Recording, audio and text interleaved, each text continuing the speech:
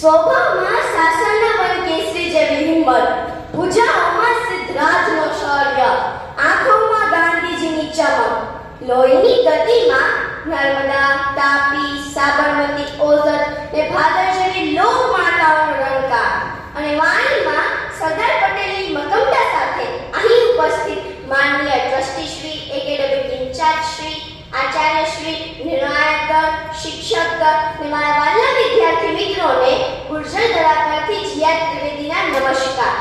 આજનો મારો વિષય છે જય જય ગરવી ગુજરાત. જે શબ્દો છે કવિશ્રી નર્મદના કાવ્યના. જય જય ગરવી ગુજરાત, જય જય ગરવી ગુજરાત, દીપે અરુણ પ્રભાત, જય જય ગરવી ગુજરાત.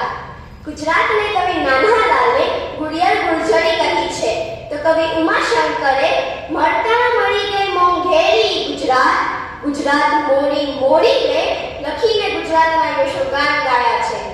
ગુજરાત ભારતના પશ્ચિમ તટે આવેલું રાજ્ય છે. તે પશ્ચિમે અરબી સમુદ્ર, ઉત્તરે ઈશાને રાજસ્થાન, પૂર્વે મધ્યપ્રદેશ અને દક્ષિણે મહારાષ્ટ્રથી ઘેરાયેલું છે.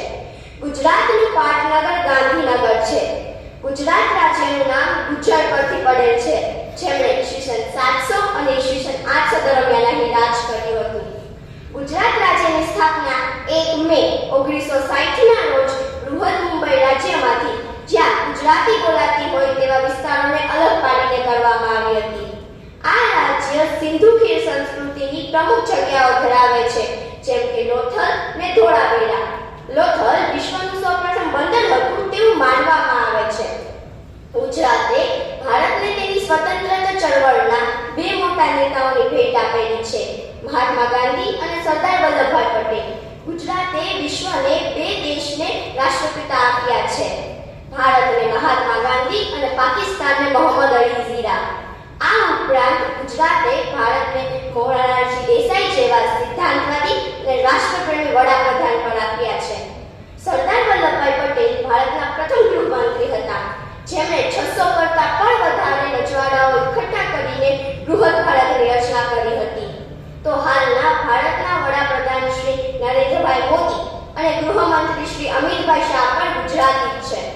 ગુજરાત મહાદેવ અને મોહનની ભૂમિ છે. ભગવાન શિવના 12 જ્યોતિર્લિંગમાંનું પ્રથમ જ્યોતિર્લિંગ શ્રી સોમનાથ મહાદેવ અહીં આવેલા છે. ભગવાન કૃષ્ણની નગરી દ્વારિકા અને એનું નિર્વાણ સ્થળ દ્વારકાધીશ પણ ગુજરાતમાં જ આવેલું છે. મા અંબાના 51 શક્તિપીઠમાંથી માતાનું જ્યાં હૃદય આવેલું છે તે અંબાજી શક્તિપીઠ પણ ગુજરાતમાં જ આવેલું છે. વિવિધ મેળાઓ અને લોક ઉત્સવ ભારતની વૈશ્વિક ઓળખાણ છે.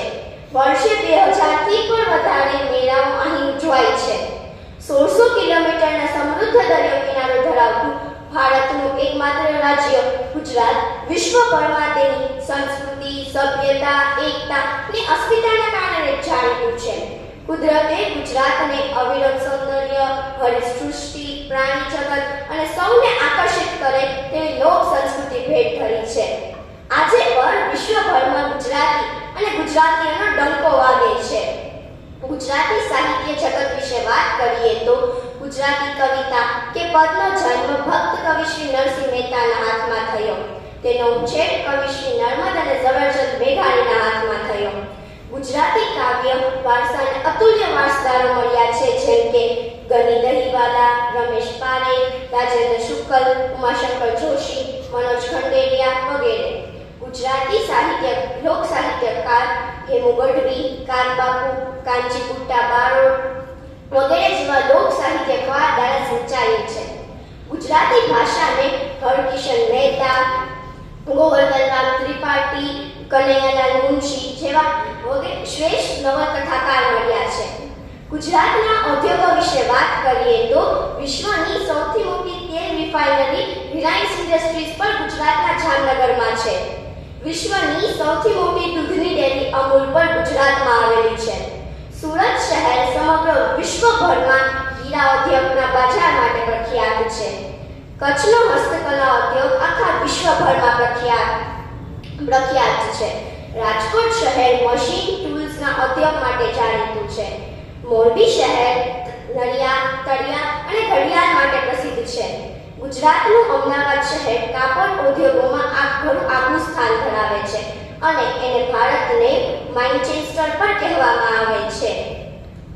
ગરવી ગુજરાતના ગુણગાન ગાતા હું શ્રી સાઈરામ દવેની પંક્તિ કહીશ. સપનાઓની સદાકાર પાગળતી ચેતનવંતી વેલ એટલે ગુજરાત. ભીના ભીના નભે વનની પાણી ભરેલી હેલ એટલે ગુજરાત. અહીં જણાવેલા મહાનુભાવોનું ગુજરાત તો છે જ, રળિયામણા અને પવિત્ર સ્થળનું ગુજરાત તો છે જ, સાથે સાથે આ ગુજરાત છે તમારી અને મારી આંખોમાં આંજેલા સપનાનું પોતીકું ગુજરાત. પચરંગી પડજાને હૈયે ભાવનાની ભાત છે, પરસેવાથી નીતરેલું રૂડુજિયા પર ભાત છે. રંગે રંગે રાત છે, ગુજરાત એ ગુજરાત છે.